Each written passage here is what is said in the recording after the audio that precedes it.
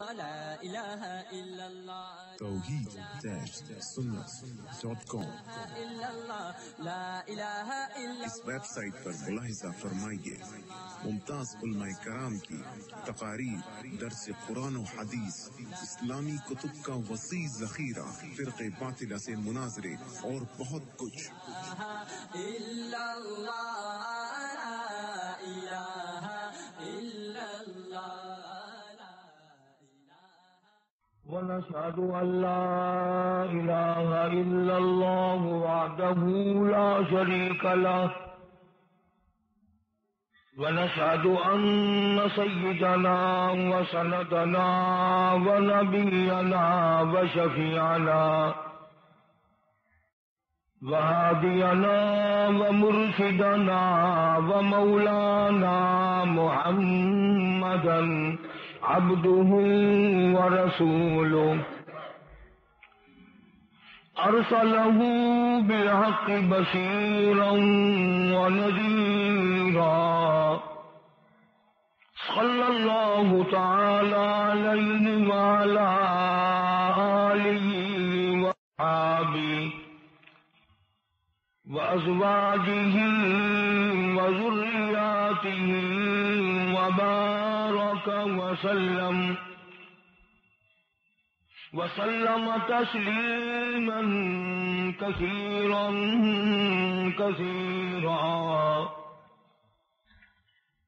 أما بعد فأعوذ بالله السميع العليم من الشيطان الرجيم بسم الله الرحمن الرحيم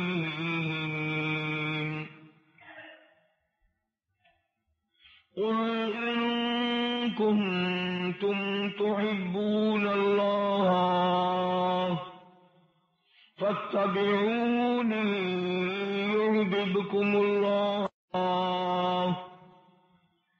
ويغفر لكم ذنوبكم والله غفور رحيم قل أطيعوا الله والرسول فإن تولوا فإن الله لا يحب الكافرين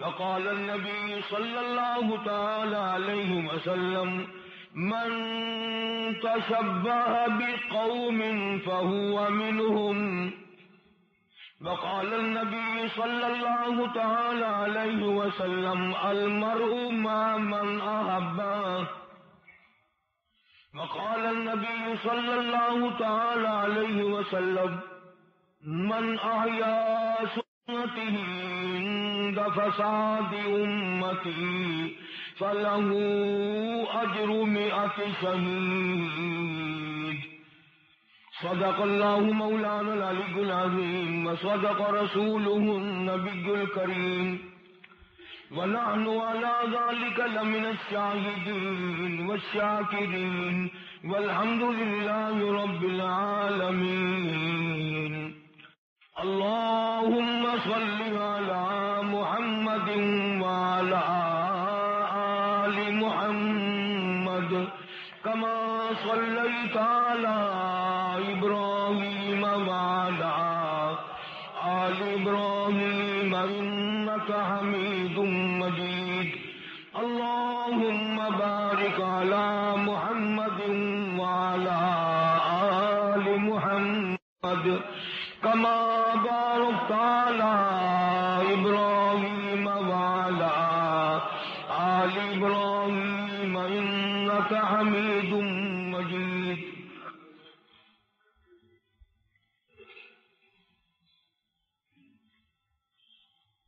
گزشتہ کئی جمعوں میں حضور کریم صلی اللہ علیہ وسلم کی سیرت طیبہ، آپ کے اخلاق حسنہ، خصائل و شمائل، عادات و طریقہ کار ذکر کر رہا تھا۔ خداوند کریم نے جناب رسول اللہ صلی اللہ تعالی علیہ وسلم کی ذات اقدس کو اس امت کے لیے نمونہ بنا کر کے بھیجا. ارشاد ہے لقد کان لکم فی رسول اللہ اسوۃ حسنۃ لمن کان یرجو اللہ والیوم الآخر.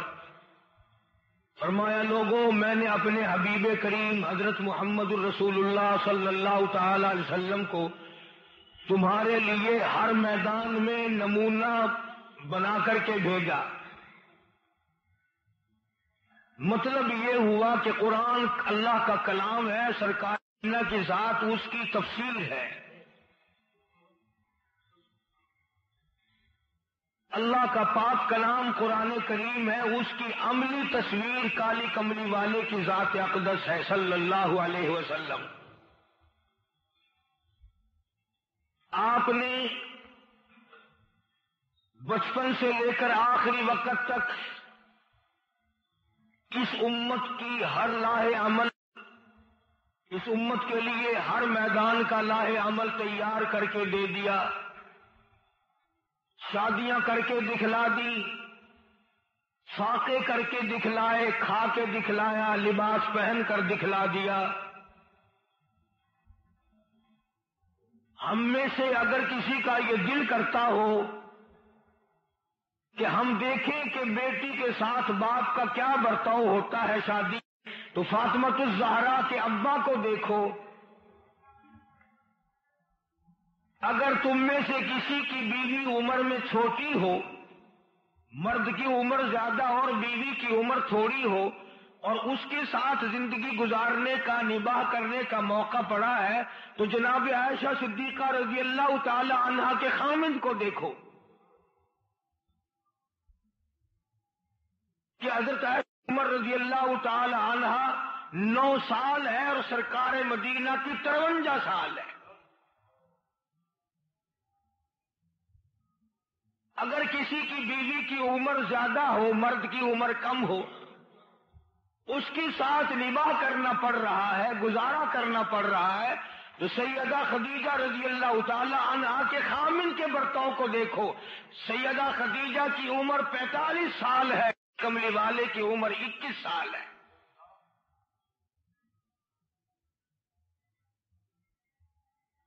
اور اگر تم میں سے کسی کا نکاح ایسی مائی سے ہوا ہے جس کو طلاق ہوئی ہے،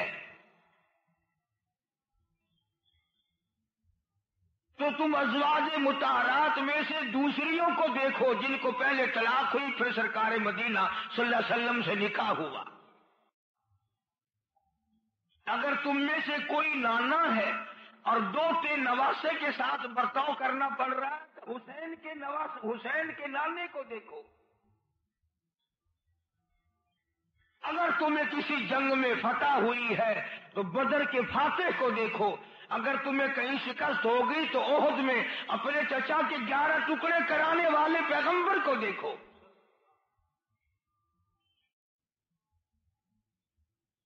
اگر تمہارے پاس کہیں سے مال و دولت آیا ہے تو مدینہ ریاست کے شہنشاہ کو دیکھو. غرضے کے ہر میدان میں، زندگی کے ہر شعبے میں محمد عربی صلی اللہ علیہ وسلم نے قیامت تک کی ساری کائنات انسانی کے لیے اپنی زندگی کا دستور العمل تمہارے حوالے کر دیا. مگر یہ بات دوستو اس کے لیے ہے جس کے دل میں حضور صلی اللہ علیہ وسلم کی محبت ہو، عظمت ہو. ارشاد فرمایا مدنی کریم صلی اللہ تعالی علیہ وسلم نے لا یؤمن احدکم حتی اکون احب الیہ من والدہ وولدہ والناس اجمعین، او کما قال النبی صلی اللہ تعالی علیہ وسلم. انہیں پیارا فرمان ارشاد فرما دیا، فرمایا او لوگو لا یؤمن احدکم، تم میں سے کوئی آدمی ایماندار نہیں بن سکتا، کوئی آدمی تم میں سے ایمان والا نہیں بن سکتا، کوئی آدمی تم میں سے مسلمان کہلانے کا حقدار نہیں سکتا جب تک میں محمد عربی صلی اللہ علیہ وسلم اس آدمی کے دل میں، اس کے نزدیک، اس کے والدین سے زیادہ، اولاد سے زیادہ میں پیارا نہ ہو جاؤں۔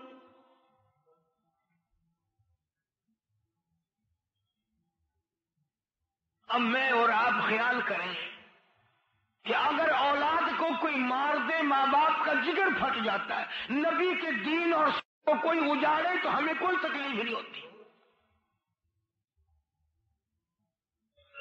اگر ہمارے معصوم بچے کے ہاتھ میں سے 2 آنے کا کوئی کھلونا لے جائے تو ہم اس پر لڑائی کر دیتے ہیں، اور نبی کی سنتوں کو برابر کوئی مٹاتا رہے، کون لڑے؟ کوئی وارث ہو تو لڑے۔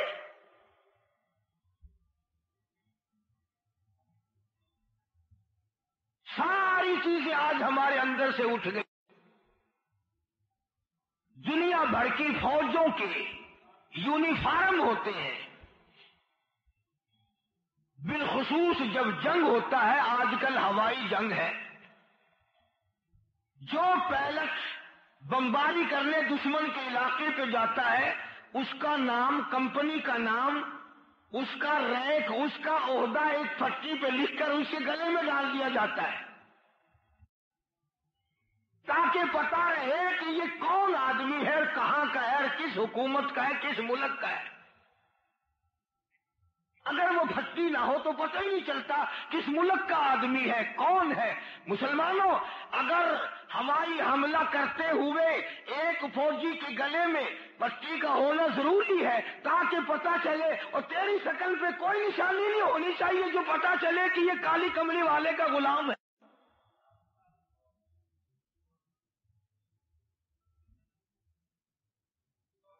کم سے کم ایسی صورت تو بنا جو دیکھے وہ یہ سمجھ جائے کہ یہ سرکار کا غلام ہے۔ آج لباس اس بات کی تردید کرتا ہے، شکل اس بات کی تردید کرتی ہے، عقائد و اعمال اس بات کی تردید کرتے ہیں کہ ہم نفس کے غلام ہیں، شرک کے غلام ہیں، شرک اور بدعت کے غلام ہیں، سرکار مدینہ کے غلام نہیں۔ جن حضرات نے غلامی کی ان کا کچھ اور ہی حال تھا، وہ کسی معاملے میں بھی پرواہ نہیں کرتے تھے، انہوں نے کبھی وقار کو نہ دیکھا، اپنی آن کو نہ دیکھا، اپنی شان کو نہ دیکھا، اپنی عزت کو نہ دیکھا، دربار کو نہ دیکھا، اپنی بیوی بچوں کو نہ دیکھا۔ تمام کے تمام اس قسم کے حضرات گزرے ہیں۔ حضرت معاذ بن جبل رضی اللہ تعالیٰ عنہ، اسامہ بن زید رضی اللہ تعالیٰ عنہ، تمام کے تمام بزرگان دین، اللہ والے صحابہ کرام حضور کی ایک ایک ادا پہ جان دیا کرتے تھے۔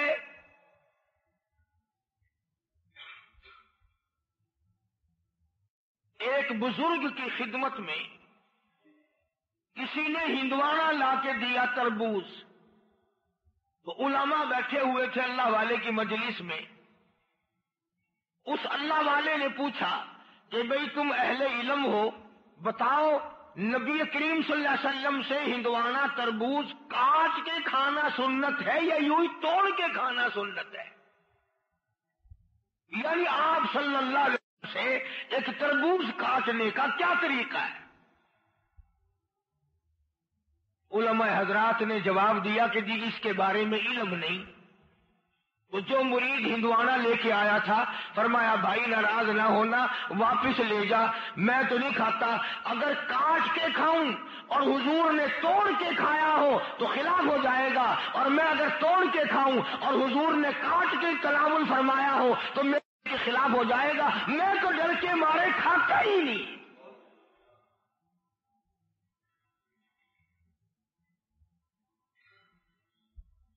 آج ہمارے ماحول میں ایک ایک سنت کا مذاق ہے۔ 3 سانس میں پانی پینا سنت ہے، ہم پرواہ نہیں کرتے، بچوں کو نہیں سکھاتے۔ چھوٹے چھوٹے بچوں کو اگر عادت ڈالیں، اور اطباء نے لکھا ہے کہ کریم صلی اللہ علیہ وسلم کی جتنی سنتیں ہیں، حکمت کے ڈاکٹری لحاظ سے ان کے اندر 100% حکمتیں ہیں۔ میں نے سنا ہے لکھے پڑھے لوگوں سے کہ یورپ میں ڈاکٹروں نے ایک بات کہی، اور وہ یہ کہ بھائی اگر پیشاب کا چھینٹا برتن کو لگ جائے تو مسلمان لوگ نبی کی سنت بتاتے ہیں، طریقہ بتاتے ہیں، 3 دفعہ دھونے سے وہ برتن پاک ہو جاتا ہے۔ اگر برتن کو گوبر لگ جائے، پھوسی لگ جائے تو وہ 3 دفعہ صاف کرنے سے پاک ہو جاتا ہے۔ غرضے کے کسی قسم کی برتن کو پلیتی لگے 3 مرتبہ دھونے سے پاک صاف ہو جاتا ہے، لیکن اگر کتا منہ لگا جائے برتن کو تو پھر نبی کا یہ حکم ہے کہ اس کو 7 مرتبہ دھو اور 7 مرتبہ اس برتن میں مٹی رگڑو، 7 مرتبہ اس برتن میں مٹی لگاؤ، مٹی ملو، 7 مرتبہ پانی سے دھو۔ اس کی کیا وجہ ہے؟ ان ڈاکٹروں نے اور لکھے پڑھے لوگوں نے اس پر ریسرچ کی، تحقیق کی کہ ہر پلیتی کے بارے میں حضور صلی اللہ علیہ وسلم نے فرمایا 3 دفعہ دھو لو، پاک ہو جائے گا، کپڑا پاک ہو جائے گا، برتن پاک ہو جائے گا، جسم اور بدن پاک ہو جائے گا۔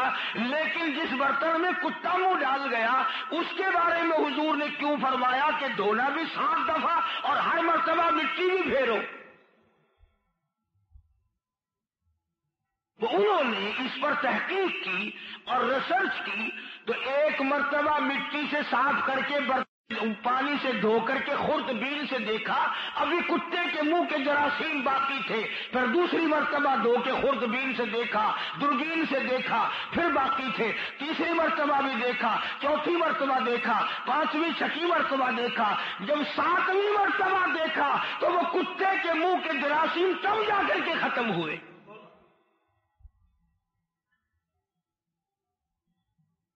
پھر جا کر کے انہوں نے بات تسلیم کی کہ حضور کریم صلی اللہ تعالی علیہ وسلم کے جو اقوال ہیں، آپ کی جو سنتیں ہیں، آپ کا جو فرمان ہے، اس میں تو طب کے اور ڈاکٹری لحاظ سے بھی ہزاروں حکمتیں ہیں۔ اب ایک سانس میں پانی پینے میں کئی مضرتیں ہیں، بعض مرتبہ اٹڑی پھولنے کی بیماری ہو جاتی ہے، بعض مرتبہ سانس کی نالی خراب ہو جاتی ہے، اور 3 دفعہ پانی پینے میں ایک تو ثواب ملا، سنت کا طریقہ ادا ہوا، اور دوسرے طب کا فائدہ ہو گیا۔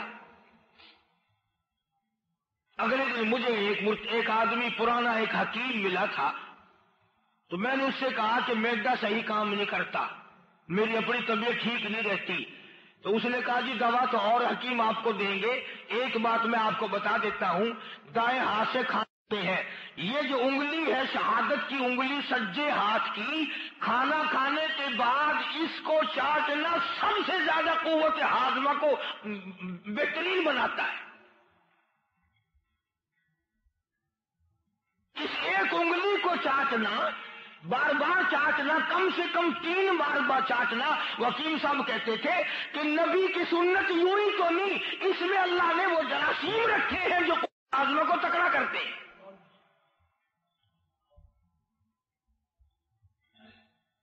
اب انگلی چاٹنے کا رواج ہی نہیں رہا، وہ چمچی آ گئی ہے، نہ تتے ٹھنڈے کا پتہ لگتا ہے اور نہ کم زیادہ کا پتہ لگتا ہے، بس اپنا اٹھایا، اگر گرم کھانا منہ میں ڈال لیا تو منہ بند کر کے پھر باہر تھوکنے جاتا ہے جب تک زبان سڑ جاتی ہے۔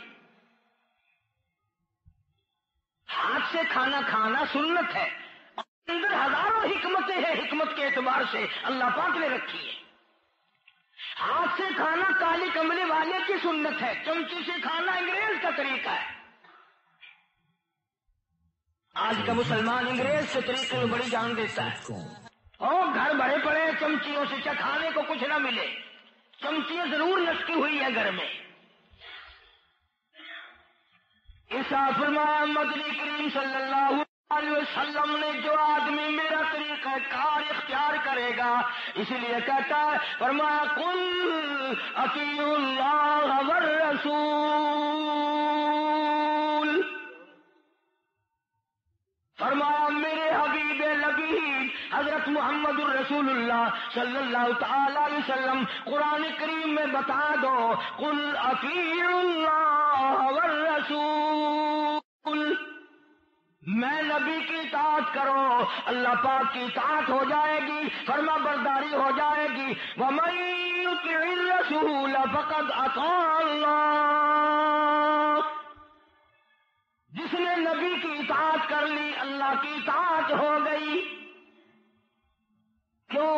اس لیے کہتا خدا چاہتا ہے رضائے محمد، خدا چاہتا ہے رضائے محمد، خدا کی رضا ہے رضائے محمد۔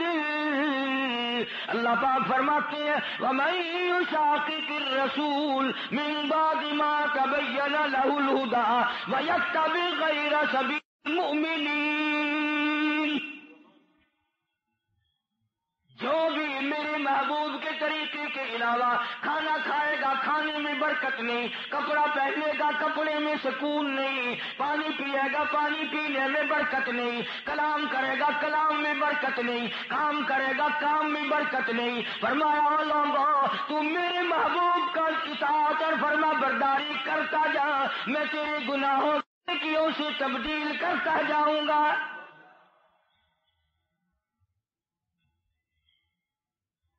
اور کیسے نہ کرے؟ علماء کرام نے لکھا ہے کہ قیامت کے دن ایک آدمی ہوگا جس کا نام اعمال جب تلے گا تو نیکیوں والا پلہ بالکل خالی۔ الیاذ باللہ، اللہ کی عدالت ہے، خدا کے یہاں میزان لگا، اعمال نامہ تلنے لگا، بدیوں کا پلڑا بھرا پڑا ہے، نیکیوں کا پلڑا بالکل خالی۔ اب تلے کیا؟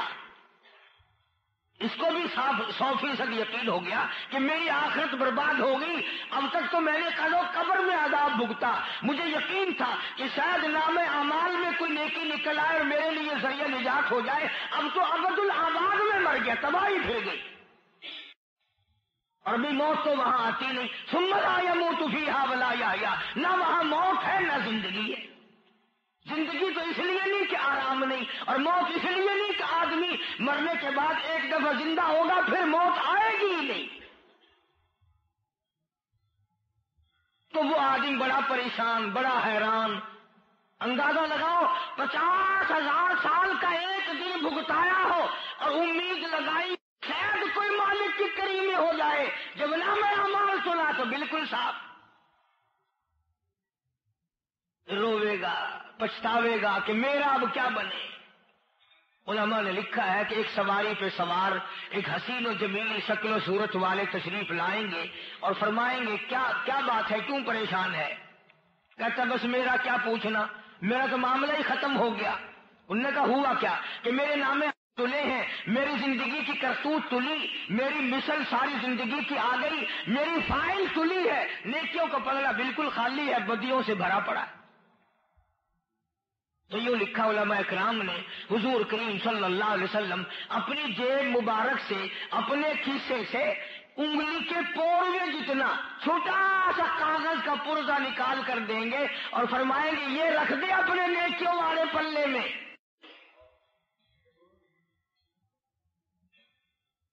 اب بتاؤ جی، ایک طرف تو دفتر کے دفتر رکھے ہوئے ہیں اور دوسری طرف یہ پوروے جتنا، انگلی کے پوروے جتنا چھوٹا سا پرزہ اس نے رکھ دیا۔ اس پرزے کے مقابلے میں ساری زندگی کے بدی والے دفتر ہلکے پڑ جائیں گے۔ وہ نیکیوں والا پلڑا اس ایک پرزے کی وجہ سے جھک جائے گا۔ تو وہ آدمی کہے گا میرے ماں باپ آپ پہ قربان ہو جائیں، آپ کون ہیں؟ فرمائیں گے میں تیرا نبی ہوں، تو میرا امتی ہے، تو نے اخلاص کے ساتھ بڑی محبت میں آ کر ایک دن درود شریف پڑھا تھا، اللہ نے وہ میرے پاس پہنچایا تھا، میں نے سنبھال کے رکھا ہوا تھا، جو آج میں نے تجھے واپس کر دیا۔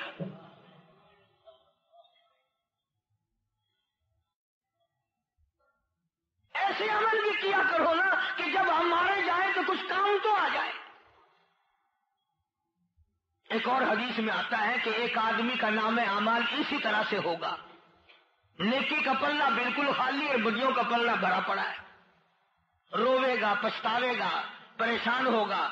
اللہ پاک کی طرف سے آواز آئے گی گھبرانا، تیرا ایک نیکی کا تیری ایک نیکی میرے دفتر میں جمع ہے۔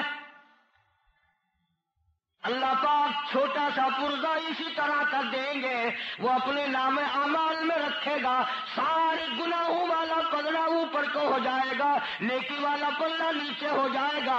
اللہ پاک فرمائیں گے تو نے شرک و بدعت سے دور ہو کر میری ذات و صفات میں آ کر اور میری توحید کا اقرار کرتے ہوئے دن تو نے اخلاص کے ساتھ پڑھا تھا لا الہ الا اللہ محمد الرسول اللہ، میری توحید کا کلمہ تیرے منہ سے نکلا تھا، میں نے اپنے بینک میں سنبھال کے رکھا ہوا تھا، آج میں نے واپس کر دیا۔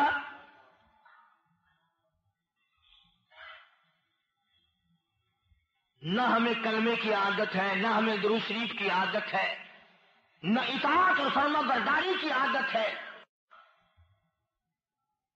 آدمیوں کی باتیں ہمیں بڑی جلدی یاد ہو جاتی ہے، قرآن و حدیث کی باتیں بڑی جلدی بھولتے ہیں۔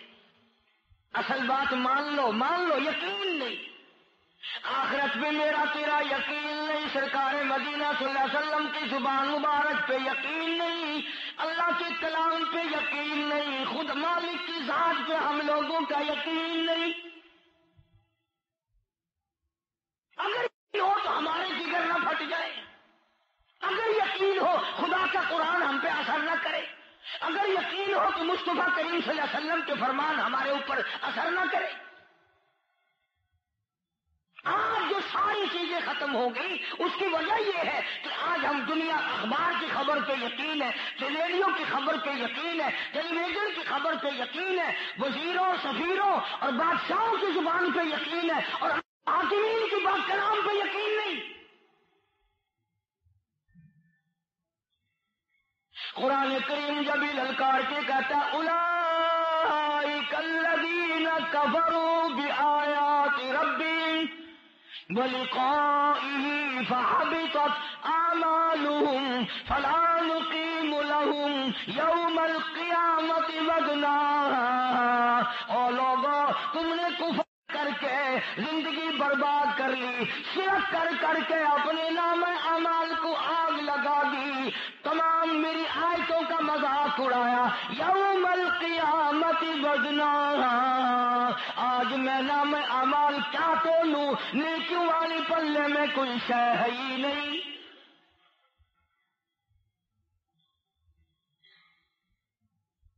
اللہ پاک تو ہمیں بخشنے کے بڑے بڑے بناتا ہے۔ ایک حدیث پاک میں آتا ہے ایک آدمی کچھ گناہ کر کے مر جائے گا، کچھ نیکیاں بھی ہوں گی، جہنم کی طرف اس کو دھکیل دیا جائے گا، اللہ سے پناہ مانگے گا، الہی میرا فلانا عمل نیکی کا تھا، میں نے نماز پڑھی، میں نے فلاں کام کیا، مجھے اس عمل کے طفیل سے بچا دے۔ علماء نے لکھا ہے کہ اللہ پاک فرمائیں گے کہ اچھا ہم نے تجھے اس سے بچا دیا۔ میدان حشر میں کھڑا ہوا رو رہا ہوگا ایک آدمی اور کہے گا الہی میرا منہ اس قابل تو نہیں کہ میں جنت مانگوں، میں تو اتنا عرض کرتا ہوں بس جہنم سے بچا دے، عذاب سے حفاظت فرما دے۔ تو وہ آدمی پریشان حال میں ہوگا اور جنتی لوگ جنت کی طرف جا رہے ہوں گے تو عرض کرے گا الہی جہاں سے یہ خوشبو آ رہی ہے، جہاں سے یہ ہوا آ رہی ہے، کم سے کم مجھے وہ جگہ دکھا دے، تیری ذات کی قسم میں کچھ اور نہیں مانگوں گا۔ اللہ پاک اس کو اور تھوڑا سا آگے کر دیں گے، مزید خوشبو آئے گی، زیادہ جنت کی ہوا آئے گی، عرض کرے گا الہی تیری ذات کی قسم میں اور کچھ نہیں مانگتا اور تجھ سے کوئی سوال نہیں کروں گا، مجھے جنت کا دروازہ باہر سے دکھا دے۔ حکم ملے گا کہ اس کو جنت کے دروازے کے قریب کر دو، وہ دروازے کے قریب رہے گا، پھر اپنی قسم بھول جائے گا، پھر کہے گا الہی تیری ذات کی قسم، تیری وحدانیت کی قسم، تیری صفات کی قسم، تیرے رب ہونے کی قسم، میں اور کچھ نہیں مانگوں گا، جنت کے دروازے پہ کھڑا کر کے یوں دکھا دے اندر کیا ہے۔ اللہ پاک فرشتوں سے فرمایا چلو بھائی دروازے پہ کھڑا کر دو اسے۔ علماء نے لکھا ہے کہ جب دروازے پہ کھڑا ہوگا تو اپنی قسمیں وسمیں ساری بھول جائے گا، کہے گا الہی جب تیرے کرم نے، جب تیری رحمت نے دروازے پہ لا کے کھڑا کر دیا، اب اندر کو دھکا دینے میں کیا دیر ہے۔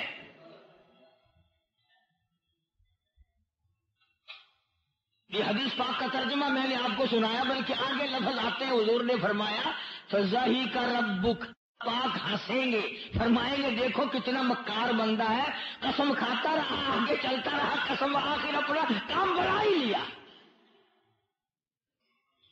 یوں آتا حدیث پاک میں کہ اللہ پاک بھی ہنسیں گے، تبسم فرمائیں گے کہ بندہ دیکھو کتنا مکار ہے، آہستہ آہستہ آہستہ ٹھکانے آ گیا، وہ کہنے لگا تیرے کرم کا اب کیا کہنا، اندر کو دھکا دینے میں اب کیا دیر ہے۔ تو آج ہم قسم کے عمل بھی نہیں کرتے، اس قسم کی زندگی بھی نہیں بناتے، اس قسم کی بات بھی نہیں سوچتے کہ حضور کریم صلی اللہ علیہ وسلم کی اطاعت کی جائے۔ اب دیکھو جوتا پہننا ہے، جیسے پہن لو ویسے پہنا جاتا ہے، لیکن دائیں پاؤں میں پہلے پہن لیا اور نیت یہ ہوئی کہ میرے آقا کی سنت ہے، تو جوتا تو پہننا ہی تھا، پہننا بھی گیا مگر ثواب مل گیا۔ کرتا پہننا، سجی باں پہن لی، کرتا تو پہن نہیں تھا، گلے میں قمیض بھی آ گئی، کرتا بھی آ گیا، ثواب مل گیا اطاعت کا، فرما برداری کا، غلامی کا۔ کھانا کھایا بسم اللہ پہلے پڑھ لی، سجے ہاتھ سے کھانا کھایا تو پیٹ بھی بھرے گا، کھانا بھی اندر چلا گیا اور نبی کی اطاعت کا مفت کا ثواب ملا۔ کرتا تو پہن نہیں تھا، گلے میں قمیض بھی آ گئی، کرتا بھی آ گیا، ثواب مل گیا اطاعت کا، فرما برداری کا، غلامی کا۔ کھانا کھایا اللہ پہلے پڑھ لی، سجے ہاتھ سے کھانا کھایا تو پیٹ بھی بھرے گا، کھانا بھی اندر چلا گیا اور نبی کی اطاعت کا مفت کا ثواب ملا۔ یہ بے شمار چیزیں زندگی میں ایسی ہیں کہ بڑوں کو چاہیے بچوں کو سکھائیں، بچوں کو عادت پڑے، یہاں سے عادت بگڑتی ہے۔ ہم لا کے دکھاتے ہیں بچوں کو میموں کے فوٹو، انگریزوں کے تصویریں کہ یہ لارڈ ماؤنٹ بیٹن یوں چرچل یوں تھا اور فلاں فلاسفر ارسطو یوں تھا، ہٹلر یوں تھا، اور یہ فلانے کی تصویر ہے، یہ فلانے کی تصویر ہے۔ تم بچوں کو ان کافروں کی تصویریں دکھا کے کافر بنانا چاہتے ہو، تم حضور کی غلامی کر کے کیوں نہیں دکھاتے کہ تاکہ تو قبر میں ہو اولاد غلامی کرے، وہ غلامی یہاں کرے، قبر تیری وہاں چلے۔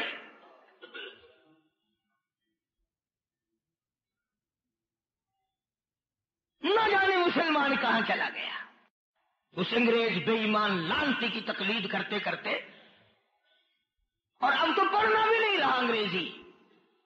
میں وہ انگریزی نہیں جانتا، پر مجھے پتا سارا کالجوں میں کتنے کی انگریزی پڑھائی جا رہی ہے اور کتنے کے پاس ہو رہے ہو۔ پڑھنا ورنہ کچھ نہیں، بس شکل انگریزوں والی بنا کے ہم نے مرنا ہے، لباس ہم نے انگریزوں والا پہن کے مرنا ہے، برتن وغیرہ جو ہے ہم نے انگریزی ٹائپ کے ضرور رکھنے ہیں تاکہ اللہ کو یہ پتا چل جائے کہ یہ بدماش انگریز کا ہے، میرے نبی کا غلام نہیں ہے۔ بالکل سادگی ختم ہو گئی، اور ہم نے اپنے گھروں سے قرآن کو دھکا دیا، نبی کے فرمان کو دھکا دیا، حضور کی سنتوں کو ڈنڈا لے کے گھر سے نکالا، اب ایمان کیسے ملے؟ اس لیے فرمایا قل اطیعوا اللہ والرسول فإن تولوا فإن اللہ لا يحب الكافرین۔ میرے محبوب کی اطاعت کرنے والوں، تم غلامی کرتے ہو، میں عرش پہ راضی ہوتا ہوں، اگر تم میرے محبوب کی نافرمانی کرو گے کافر مرو گے، نافرمان بن کے مرو گے، وَمَن يَعْتَصِمْ، تمام چیزیں اس طریقے سے بدلیں گی، حالات بدلیں گے، کفر پہ موت آئے گی۔ اصحاب رسول کی موت بھی آتی تھی، سبحان اللہ، ان کا مرنا بھی عجیب تھا، ان کا جینا بھی عجیب تھا، ان کا دنیا میں اللہ اللہ کرنا بھی عجیب طریقے کا تھا۔ حضرت ابن عباس اللہ تعالی عنہ کی آنکھیں خراب ہو گئی تو ڈاکٹروں نے، طبیبوں نے کہا کہ حضور محتاج ہو گئے، ہاتھ پکڑ کے چلتے ہو، پریشان ہوتے ہو، آنکھیں تو بن سکتی ہیں، ہم بنا دیتے ہیں، مگر 3 دن سجدہ نہیں کر سکیں گے آپ، 3 دن نماز کا سجدہ نہیں کر سکیں گے۔ حالانکہ شرعاً جائز تھا، علماء کا فتویٰ ہے، مگر نبی کا غلام کہتا ہوں لوگوں مجھے ٹھوکریں کھا کے مرنا منظور ہے، مجھے ٹکریں کھانا منظور ہے، مجھے دوسروں کی محتاجی منظور ہے، میں ہر وقت پریشان رہتا ہوں، مجھے یہ منظور ہے، ساری زندگی کی تلخی منظور ہے، تکلیف منظور ہے، پر یہ مجھ سے نہیں ہو سکتا کہ میں 1 رکعت کا 1 سجدہ بھی ترک کروں۔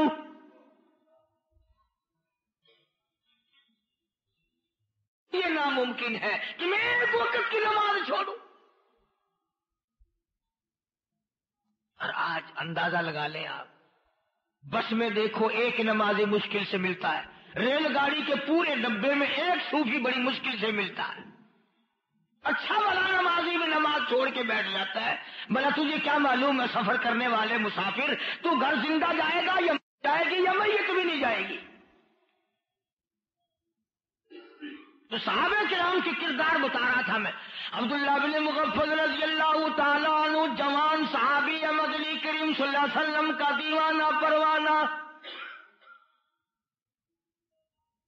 انہوں نے اپنی اولاد، اپنے بیٹے کو شطرنج کھیلتے دیکھا، ایسا کھیل کھیلتے دیکھا جس سے نبی صلی اللہ علیہ وسلم نے منع فرمایا تھا۔ تو صحابی نے، بھتیجا تھا، اپنے بھتیجے کو بلا کے کہا صحابی نے کہ دیکھ میری بات سن، یہ بات میری نہیں، میں تجھے جو بات سنانے لگا ہوں یہ جناب رسول اللہ صلی اللہ تعالی وسلم کا ارشاد ہے کہ یہ جو تو کھیل کھیل رہا ہے اس کھیلنے والے پہ حضور ناراض ہیں اور اللہ بھی ناراض ہے۔ سخت منع فرمایا۔ چلو وصیت کر دی، نصیحت کر دی، بتا دیا۔ عبداللہ بن مغفل رضی اللہ تعالیٰ عنہ نے کسی دوسرے وقت میں اپنے بھتیجے کو پھر وہی کھیل کھیلتے دیکھ لیا تو یہ نہیں فرمایا کوئی بات نہیں، صحابی رسول ہے نا، لوگوں کو بلایا، جمع کر لیا اور فرمانے لگے او لوگوں گواہ ہو جاؤ، میں نے اس آقا صلی اللہ علیہ وسلم کی حدیث پاک سنائی تھی، حضور کا ارشاد سنایا تھا، حضور کا فرمان سنایا تھا، اس نے حضور کے فرمان کی مقابلے میں بیعت بھی کی ہے، انکار کیا ہے، یہ بات نہیں آیا، تم گواہ ہو جاؤ، اگر میری زندگی میں یہ مر گیا میں اس کے جنازے پہ نہیں جاؤں گا، اور اگر میں پہلے مر جاؤں خیال کرنا اس کو میرے جنازے پہ نہ آنے دینا۔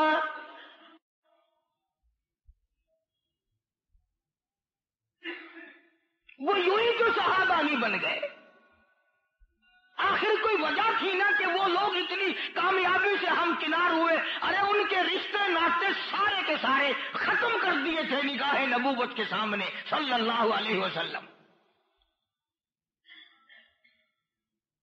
جنگ بدر میں ابو عبیدہ بن جرہ رضی اللہ عنہ حضور کے صحابی ہیں، کلمہ پڑھ کے مسلمان بنے ہوئے ہیں، اور ابو عبیدہ کا والد جو جرہ ہے نا اس وقت تک مسلمان نہیں تھا، حضور سے مقابلے کے لیے آیا، لڑنے کے لیے میدان بدر میں آیا، اور میدان میں کھڑا ہو کر کے جرہ نے آواز لگائی او مسلمانوں آؤ میرا مقابلہ کرو، آؤ میرا مقابلہ کرتا ہے۔ حضرت عمر نے تلوار اٹھائی، ابو عبیدہ جو اس کا بیٹا تھا نا کہنے لگا نہیں ٹھہریں آپ، اور صحابی نے تلوار اٹھائی، بیٹے نے روک جب تم یہیں ٹھہرو، نے کہا کیوں کہ میں جاتا ہوں۔ توجہ ہے سب کی، پھر بات سمجھ میں آئے گی۔ ہر صحابی کو ابو عبیدہ نے منع کیا بیٹے نے کہ تم نہ جاؤ میرے باپ کے مقابلے میں جاؤں گا۔ صحابہ کہنے لگے یار تیرا باپ ہے، کہنے لگا آج ہی تو کلمے کا پتہ چلے گا، ادھر باپ بیٹے کی تلوار چلے گی، ادھر کفر اسلام کا فیصلہ ہوگا۔ اور جب اسلام میں آ گیا ہوں، باپ کیسا، رشتے دار کیسا. اور یہ بات صرف کہنے سننے تک محدود نہیں، تاریخ عالم شاہد ہے. باپ بیٹوں کی تلواریں ٹکرائی. نگاہ نبوت صلی اللہ علیہ وسلم نے دیکھا کہ ابو عبیدہ نے حملہ کیا اپنے باپ پہ. جناب ابو بکر صدیق سبقت رضی اللہ تعالی عنہ اور صدیق اکبر کا ایک بیٹا جو اس وقت تک مسلمان نہیں تھا، جنگ بدر میں بعد میں مسلمان بنا، ایک دن بیٹھ کے کھانا کھانے لگے باپ بیٹا. تو بیٹے نے کہا ابا بدر والے دن آپ میری تلوار میں آ گئے تھے. ابا سمجھ کے چھوڑ دیا. توحید-sunnah.com. بیٹے نے کہا کہ میں اس وقت مسلمان نہیں تھا، آپ میری تلوار کے نیچے آ گئے تھے، میرا داؤ لگ گیا تھا، میں باپ سمجھ کے درگزر کر گیا. علماء نے لکھا ہے کہ ابو بکر نے منہ سے کھانا تھوک دیا اور تلوار اٹھا کے کہنے لگا تو اب میرے نبی کی مخالفت کر کے دکھلا، اگر تو میری تلوار کے زد میں آتا، اس ذات کی قسم جس کے قبضے میں ابو بکر کی جان ہے، میری گردن اتار دیتا.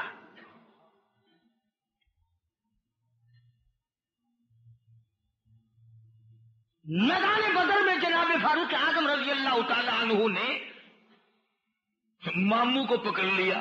وہ مکے سے لڑنے آیا تھا کافر، حضرت عمر کا ماما.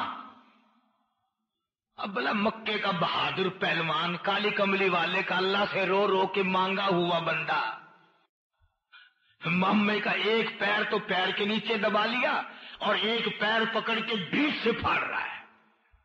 سرکار کی نگاہ پڑی، حضور کریم صلی اللہ علیہ وسلم نے دور سے دیکھا، اے عمر یہ تو تیرا ماما معلوم ہوتا ہے. یہ تو آپس کے رشتے دار نہ سارے. ہائے ہائے ہائے، فاروق نے کیا بات کہی ہے. کہنے لگا کالی کملی والی جب تک تیرے سے نہیں جڑی تھی یہ سارے مامے نانے تھے، اب آپ سے جڑ گئی، اب تو بس ایک ہی رشتے داری ہے، جو تیرا ہے وہ میرا ہے، جو تیرا نہیں وہ میرا نہیں.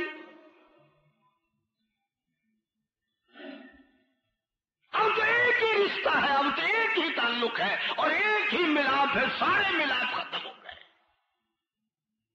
ساری چیزیں ختم کر دی گئی. جناب محمد الرسول اللہ صلی اللہ علیہ وسلم کی وقار اور دین اور کلمے کے مقابلے میں حیثیت ہے رشتہ داریوں کی.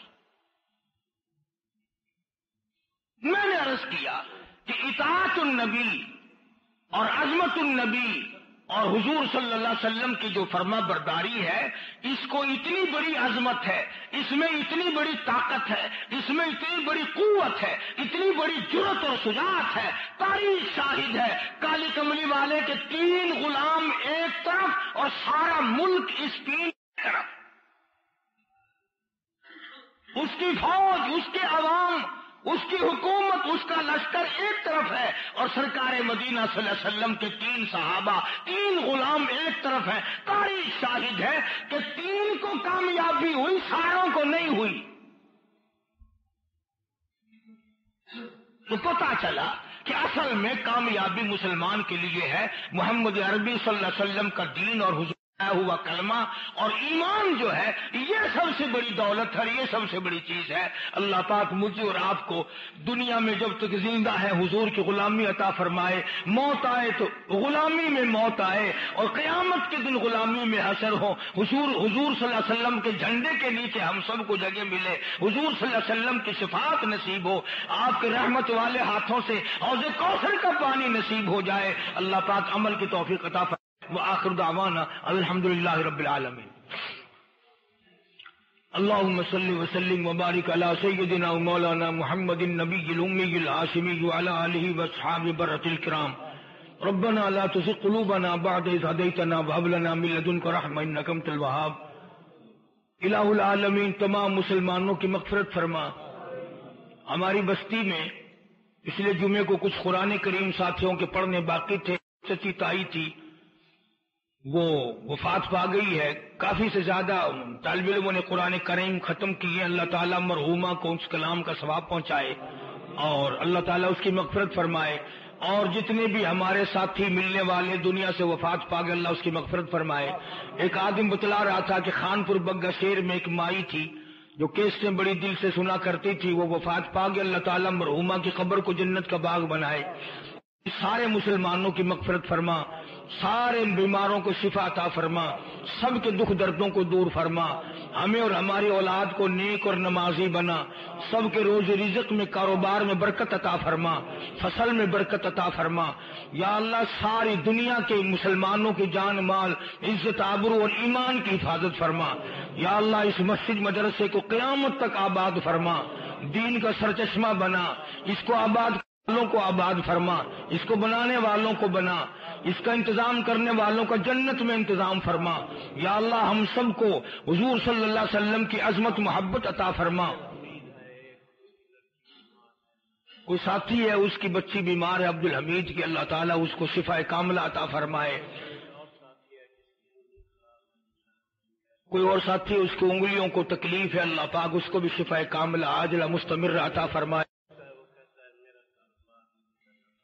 کوئی ساتھی ہے وہ اپنے کاروبار کے نہ ہونے کے بارے میں کہتا ہے یا اللہ سب کے کاروبار میں برکت عطا فرما دے.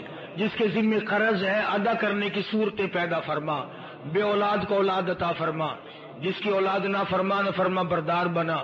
یا اللہ ہم سب کو دین و دنیا کی مشکلوں سے بچا, پریشانیوں کو دور فرما, مقاصد حسنہ میں کامیاب فرما.